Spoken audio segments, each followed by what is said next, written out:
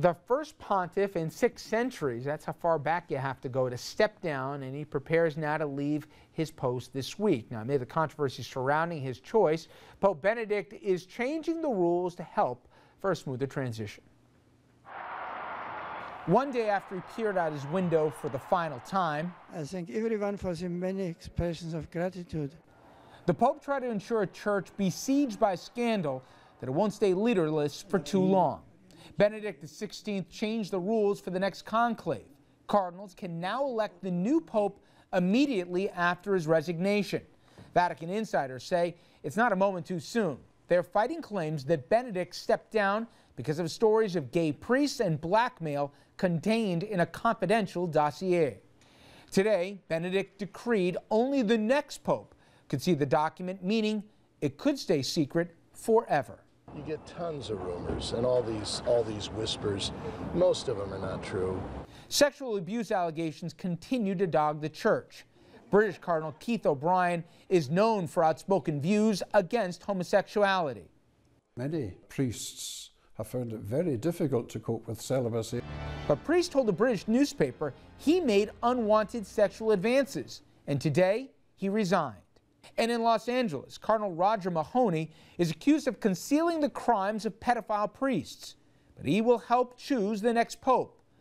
Abuse victims call that an outrage. But in Rome yesterday, it's clear that Benedict still inspires devotion. 3.5-year-old Anna arrived for the Pope's final Sunday blessing along with 100,000 others. Oh, it's important. We will remember forever to be here, just to say bye. Now, most experts believe that a very strong hand required as soon as possible to lead the church that, by the Pope's own admission now, is beset by bitter infighting and by scandals that the new Pope will have to tackle head on. And Bill, one of the things, I mean, just look in the last few days. I mean, there's been rampant speculation in Italy here, and for while the Pope or those close to Benedict denied the substance of what's been in the unsourced reports, that there was this homosexual ring that was going on and blackmail associated with it. He did say that a report was commissioned by the Pope, and that will be for the eyes only of the next pontiff, and that he may or may not choose to do anything with it. So with that, you've got the L.A.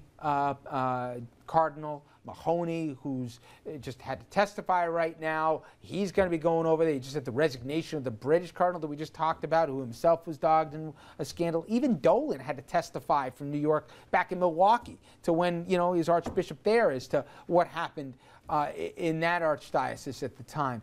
It is a mess. Yeah. And I think if they're serious, a new face to lead this, we're hearing about maybe somebody coming from Africa, from Asia possibly, maybe North America. There's a cardinal in Canada, even more so than the British cardinal or Dolan, that might be considered.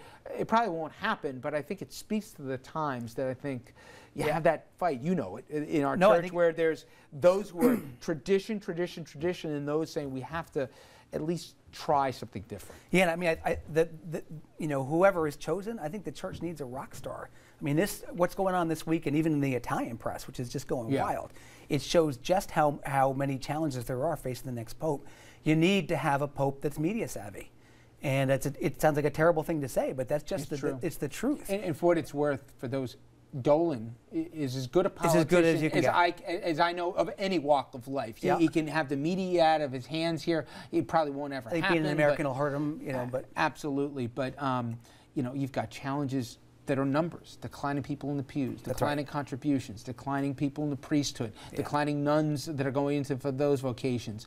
But yet you have some areas of growth in Africa and Asia, but you need where the money are getting you need a personality. I mean, you have to have a personality. You think in our lifetime we'll ever see priests be able to marry or women in the priesthood? I don't think in our lifetime. Yeah. And I think that just speaks to some of the challenges on this one. All right.